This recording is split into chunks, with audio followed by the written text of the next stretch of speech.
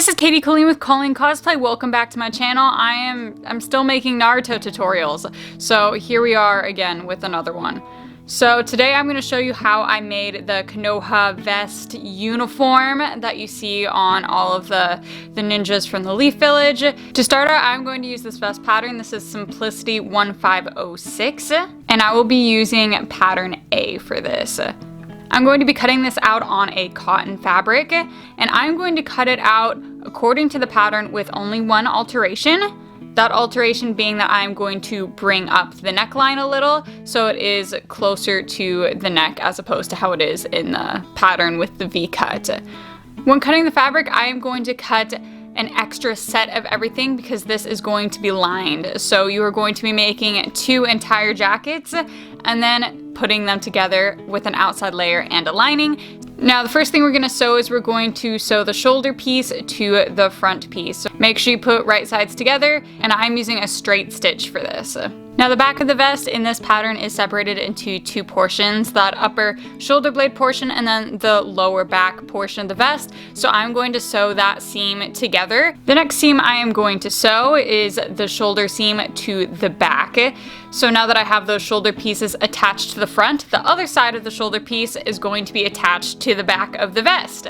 At this point, I am going to stop and I'm going to serge all of the edges to stop any of that cotton from fraying. Now we can sew the side seam on both sides of the vest. So this is just the side seam sewing the front panels to the back. Now to make some alterations to this vest. So the first alteration I'm going to make to this vest is I'm going to add that seam at the bottom of the vest. Now this vest is already the correct length for us, so we can just cut off the length from the bottom and then re-sew it on. So what this is going to do is going to keep pretty much the same length minus that seam allowance, and then you're going to also have that extra seam in between, giving the look of that bottom band. Now this vest was made for my fiance and for his size, so it is going to look very ridiculously large on me throughout this video. So now wearing that single vest, I'm going to pattern out the shoulder piece. And I'm going to do this with masking tape directly onto this vest. For this pattern, I'm just sticking with a simple line shape. If you would like to fill that in, give it a little more structure, you can do that as well. Then I'm going to peel off this masking tape and transfer it onto some fabric. Now with our masking tape pattern transferred onto some fresh cotton fabric, I can cut along the outside of that pattern, rounding out some of those rough masking tape edges. I'm also going to try this on over the vest to make sure that it fits how I want it to. Now that I know that this pattern is good, I'm going to cut out a second one because this portion will be lined as well. Now I'm also going to make the collar, which will attach to this shoulder piece. And for me, I ended up with a 4.5 inch tall collar. I'm also cutting this out of the cotton fabric, and this will also be lined, so I'm cutting out 2 of them.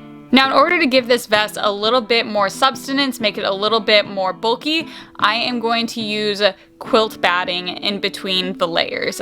So I'm going to be cutting out this quilt batting for the shoulder piece pattern and for the collar, and I'm going to have 2 layers of batting. Now I'm going to sew the collar to the shoulder piece, and I'm just going to sew along that curved edge with the collar.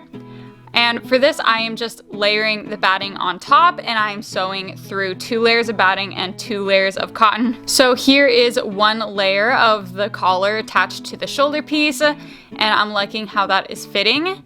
So now I can repeat the same process for the inside lining, and when put together, you have this very thick shoulder piece, and it really helps the collar stand up. Now I'm going to add the buttons onto the shoulder piece. So I'm using cover buttons, but instead of using cover buttons to have fabric covering the button, I'm just going to put the button over the fabric since these are about the right color.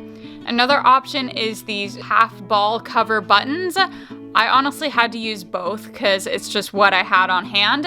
Either of those will work just fine.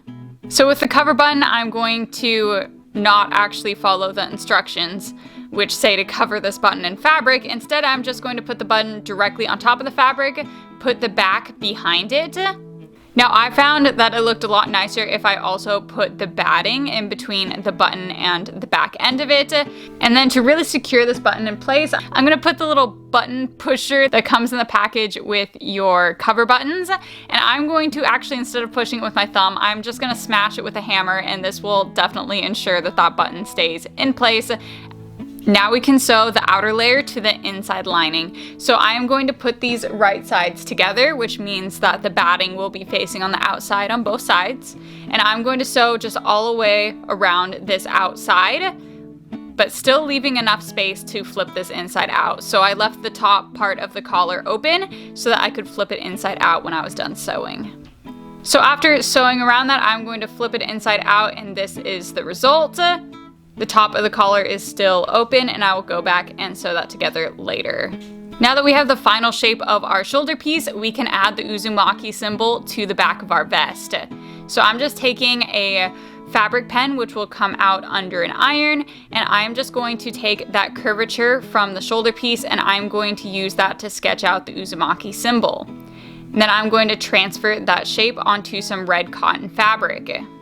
I also put a layer of batting underneath the Uzumaki symbol to let it stand out a little bit more. Now for the symbol on the back of the vest, I used applique stitching. You can see me do this applique at 6 times speed in my Uzumaki speed sew video. I also have 2 other videos where I go in depth on how to do applique stitching, and I will link those in the description down below, and you can check out those videos if you would like. For this tutorial, I'm just going to keep moving on with the vest. Now I'm going to make the scroll pockets on the front of the jacket. So I'm going to start out with some rectangles, and I'm going to also have this line, so I'm going to cut out 2 rectangles.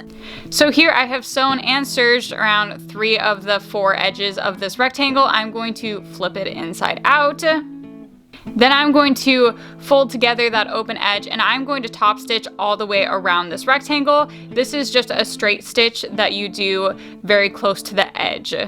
So I'm going to have the fabric up to the edge of my sewing machine foot, and I'm just going to do a straight stitch all the way around this rectangle. Now with this rectangle, I'm going to pin one end to where I want it to start on the jacket, and you'll see I can just fold it up, pin another pin, and just keep making folds to give it that scroll pocket effect. Now to go through and do a straight stitch on all the places that I have pinned. Be careful that you keep everything straight and aligned, and that you leave plenty of space for that scroll pocket area. Now to make the straps for our scroll pockets. So I'm taking a long rectangular piece of fabric, and I'm going to fold it together so that there are no rough edges shown. And then I'm going to sew down that open end.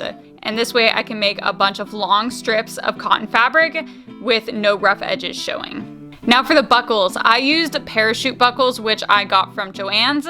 They only sold black buckles, so I went through with green acrylic paint, and I painted all of the buckles to a green color so it would match the vest.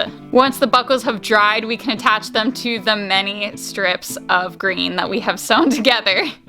So the way that I've done this is I have sewn a very long strip of green so that it fits all the way through the scroll pocket, and there's still space on either end. This saves me from having to sew 6 for each scroll pocket to only having to sew 3 that are just much longer. And then once I have these all lined, I can just sew a straight line over all 3 on each side. Now to attach the buckles to the vest. So I'm going to take those green strips, and I'm going to thread them through each end of the parachute buckle.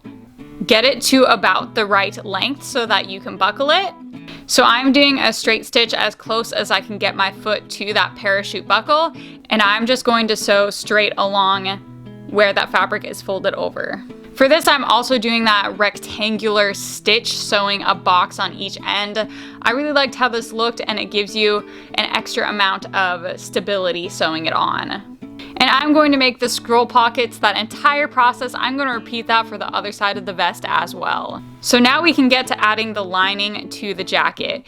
At the start, when we cut out a second set of the cotton fabric using that vest pattern, we are going to sew that into the lining, and then I'm going to cut it all out again into this batting fabric, and that is going to go in between the outer layer and the lining. So when you layer it up, you should have a nice thick vest. So now I'm going to sew the outer layer to the lining, sewing all the way around all of the raw exposed edges except the sleeves. And again, I'm going to leave a good portion open to flip this inside out. So now I can flip the entire jacket inside out. Now we still have the opening on the vest, which we use to flip it inside out, and we do still have this on the collar for the shoulder piece as well. I'm going to go back and I'm going to hand sew those shut on both the vest and on the shoulder piece. Now to deal with the sleeve holes. So I'm going to fold the raw edges to the inside of the vest. So just like the top stitch, I'm just going to do a straight stitch right along the very edge of the sleeve holes. Now I'm going to sew the shoulder pieces to the vest.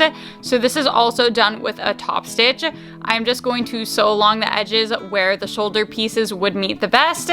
Finally, we can add the zipper. So I'm going to use a separating zipper, and I'm going to use my zipper foot to sew just along the edge. And that is how I made the Konoha vest from Naruto. This video is the last tutorial for my 100 subscriber special now that I have surpassed 200 subscribers, and thank you guys so much for that.